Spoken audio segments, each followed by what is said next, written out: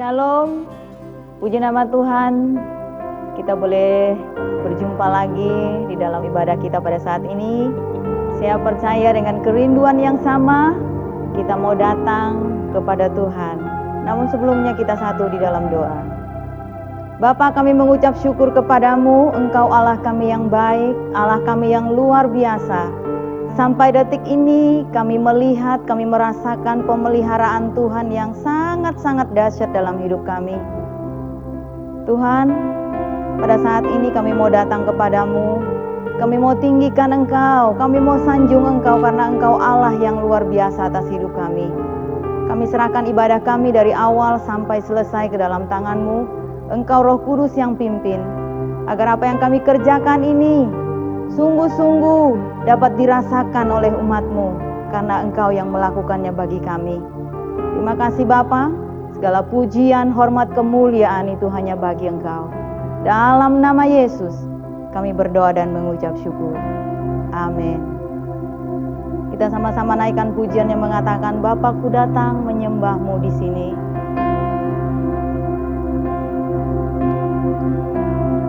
Bapakku datang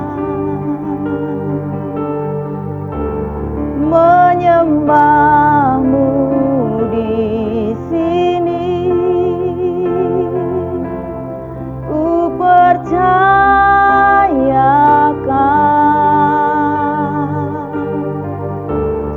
ada bagiku.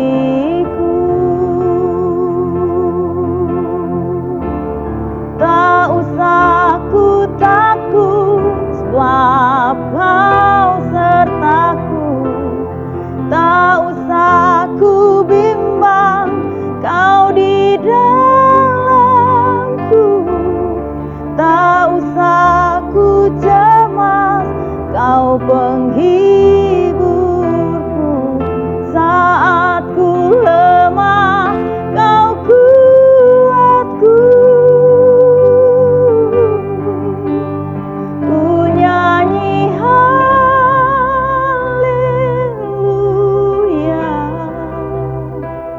ku nyanyi haleluya.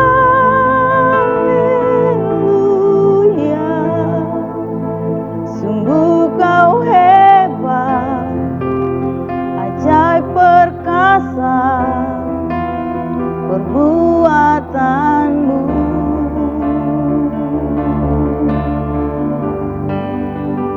Ku nyanyi haleluya,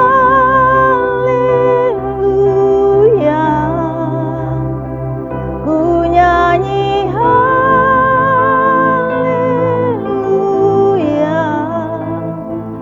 Sungguh Kau hebat, ajaib perkasa perbuatan-Mu. Sekali lagi katakan, ku nyanyi haleluya, ku nyanyi haleluya,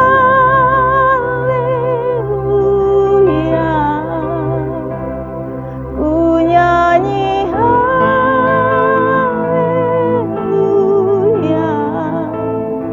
Sungguh Kau hebat, ajaib perkasa perbuatan-Mu.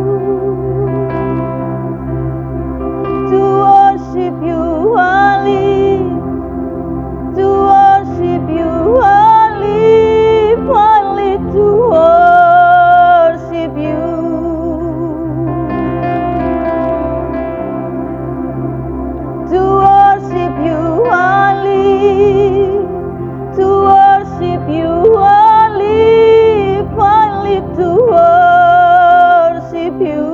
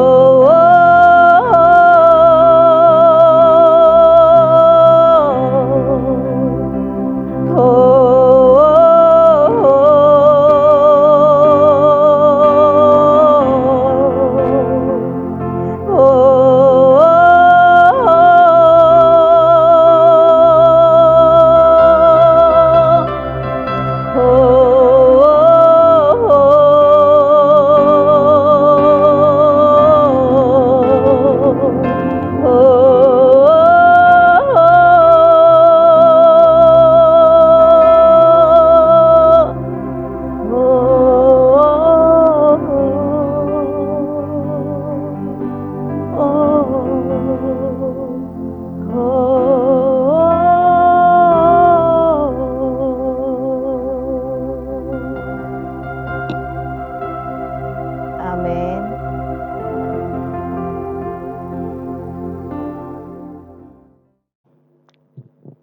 Haleluya. Shalom. Apa kabar Bapak Ibu Saudara sekalian? Doaku kiranya Bapak Ibu dan semua keluarga di rumah dalam keadaan sehat-sehat dan baik-baik saja. Saat ini saya akan mengajak Bapak Ibu merenungkan satu topik, yaitu cara mengatasi ketakutan. Semua orang pernah mengalami yang namanya takut. Baik itu melihat, mengalami, atau mendengar. Sehingga satu berita, satu hal membuat orang menjadi takut.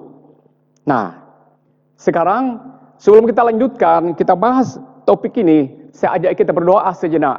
Mari kita tunduk diri, kita berdoa, minta pertolongan Tuhan. Kita berdoa.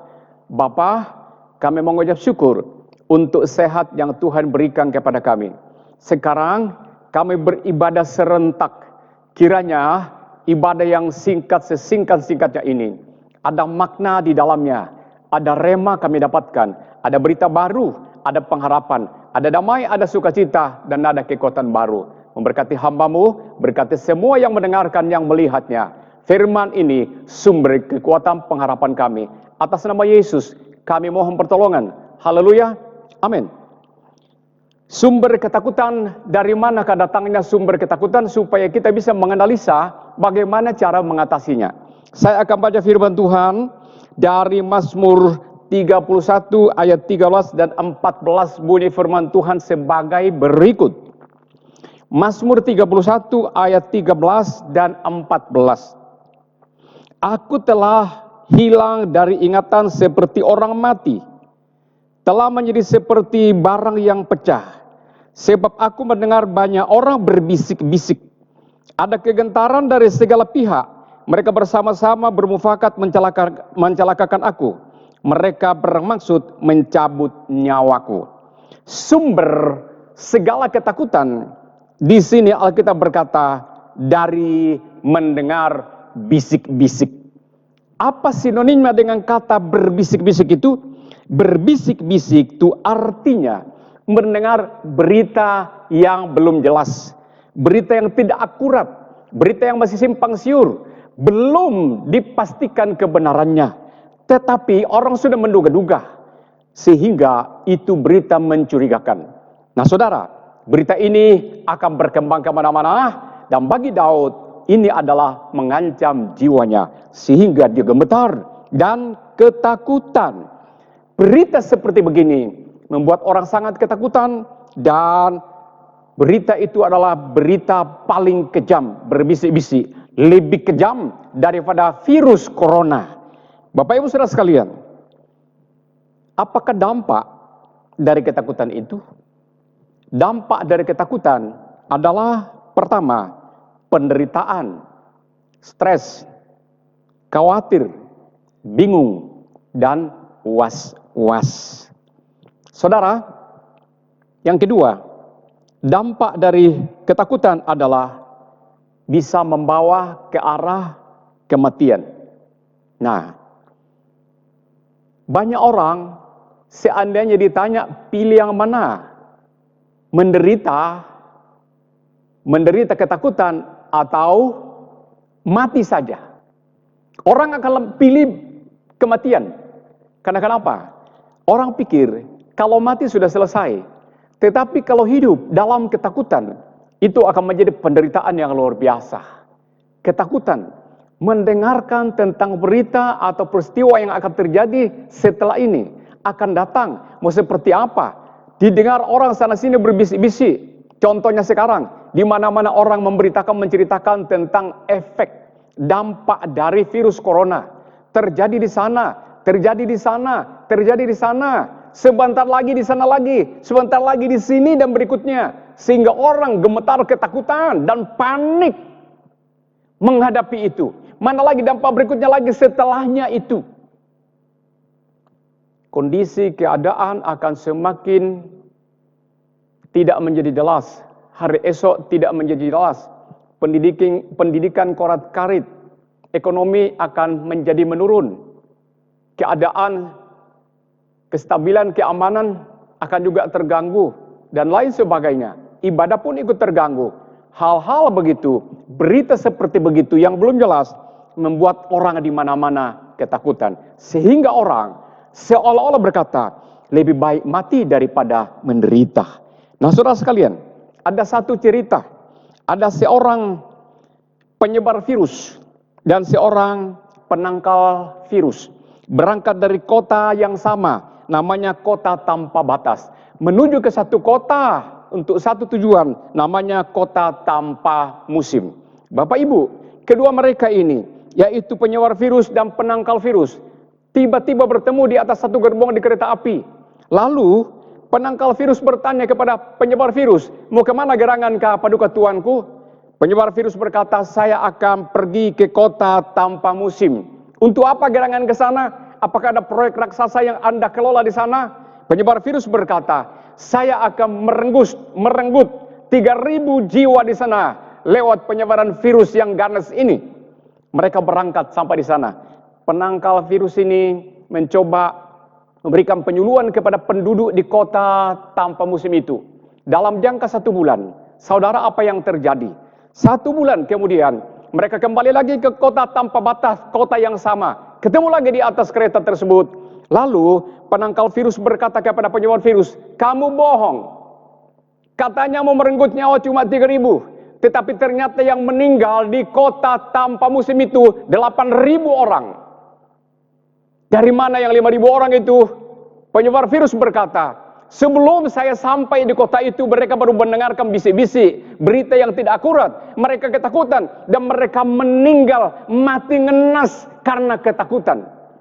Bayangkan saudara, yang kena virus hanya 3.000 orang, tetapi yang mati ketakutan adalah 5.000 orang. Betapa sadisnya berita bisik-bisik itu, membuat orang ketakutan sampai mengantar kepada alam baka.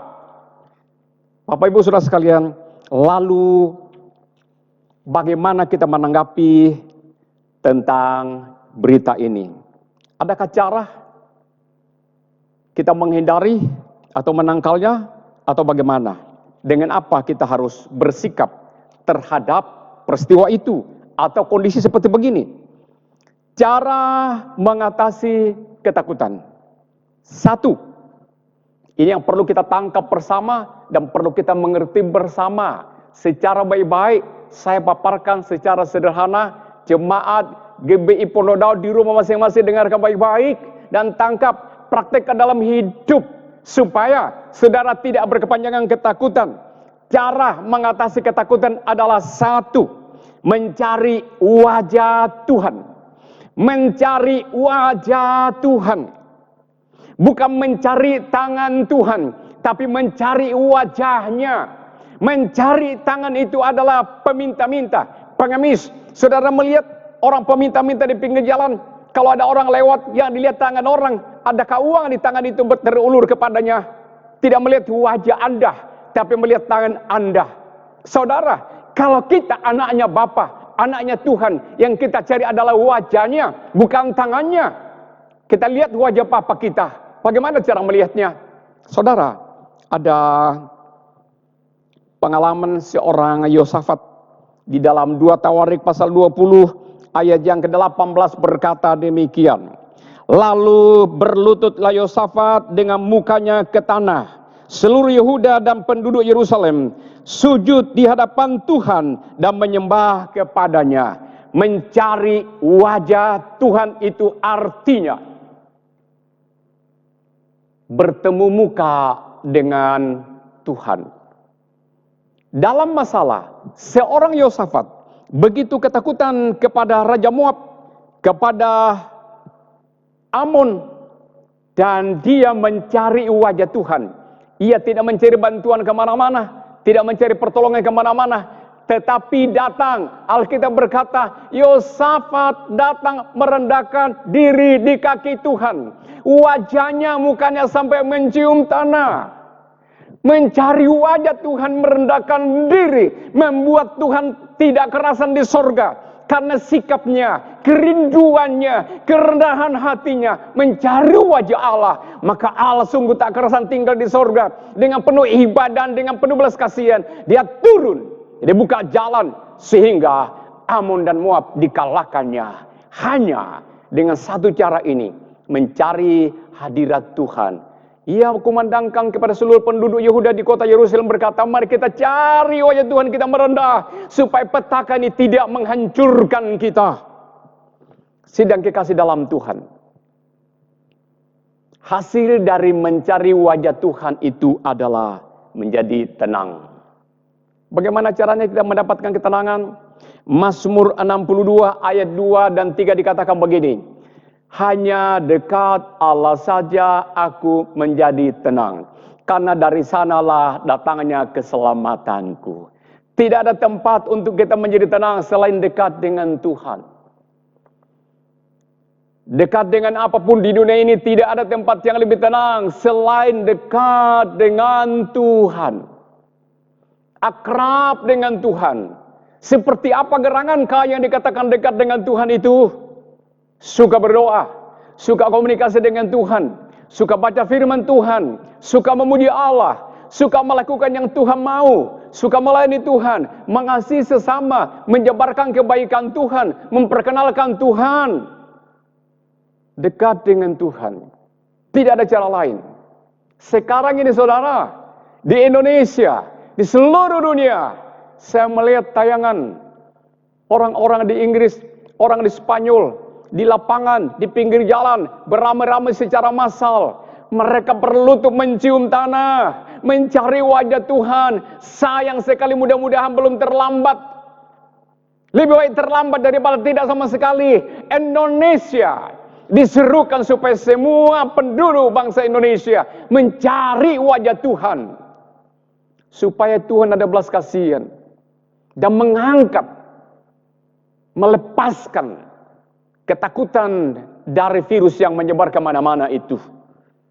Tidak ada cara lain kecuali kita dekat dengan Tuhan. Hasil dari dekat dengan Tuhan, Petrus berkata dalam 1 Petrus 4 ayat 7 dikatakan, ketahuilah bahwa saatnya ini kamu harus dekat dengan Tuhan dan berdoa dan menjadi tenang supaya kamu dapat berdoa. Kalau kita tenang, kita bisa berdoa. Kita berdoa, maka apa yang perlu kita doakan? Menyembah Tuhan, meminta dan mengagungkan Tuhan, bersyafaat, lalu mengucap syukur. Apa hasil dari berdoa dekat dengan Tuhan? Permohonan akurat. Kalau kita sudah berdoa, tindakan pun akurat. Kita bertingkah akurat, bekerja akurat.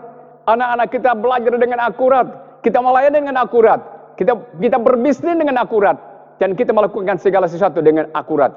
Kiranya dengan cara ini, cara mengatasi ketakutan ini, kita mengikuti, khususnya jemaat Pondok Daud di Probolinggo, diberkatilah engkau, ajaklah istri, ajaklah anak-anak, ajaklah tetangga yang dekat, yang seiman, datang mendekatkan diri kepada Tuhan. Carilah ketenangan di hadapan Tuhan. Hanya cara ini untuk bisa mengatasi ketakutan. Doaku, Tuhan memberkati kita sekaliannya. Sampai jumpa pada waktu yang ditetapkan oleh Tuhan. Amin. Mari kita berdoa. Bapa yang baik, kiranya dengan cara yang satu ini kami benahi bersama bahwa ketakutan hanya bisa diatasi mencari wajah Tuhan, dekat dengan Tuhan, berdoa, bertindak dengan akurat. Pasti kami dalam keadaan tenang, bekerja dengan tenang, belajar dengan tenang, melayani Tuhan dengan tenang.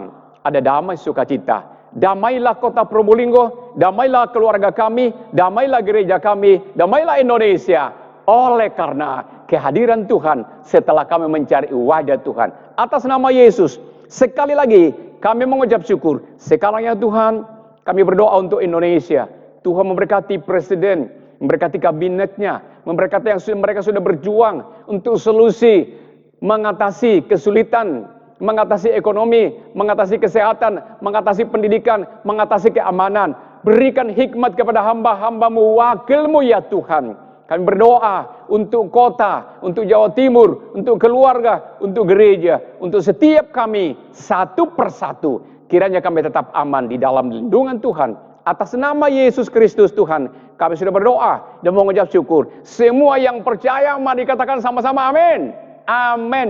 Berikan tepuk tangan bagi Tuhan Yesus. Haleluya. Amin. Puji nama Tuhan, kita sudah mendengarkan firman Tuhan. Saya yakin dan percaya kita semua diberkati. Sebelum kita menyelesaikan ibadah kita, satu pujian lagi yang akan kita sama-sama nyanyikan untuk Tuhan. Bukan dengan kekuatanku ku dapat jalani hidup.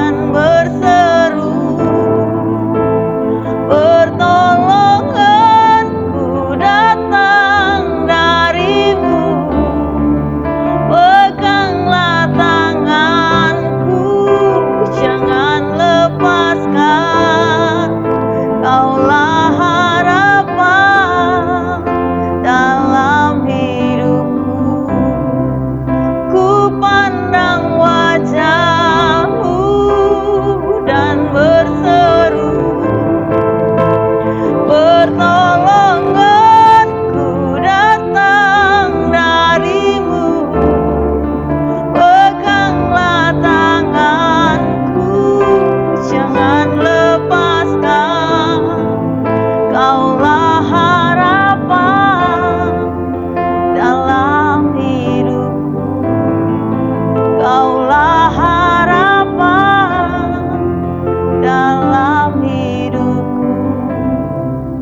Engkaulah harapan dalam hidupku.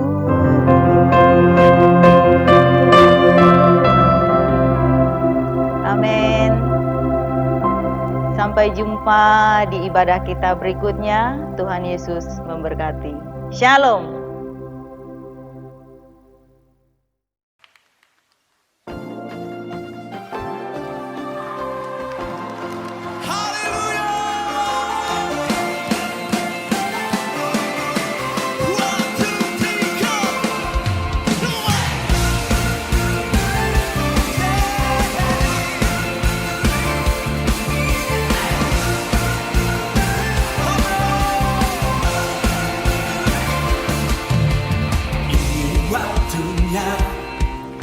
Gerejanya dibangkitkan, umat yang menaburkan bersuka. Dan ini saatnya memandang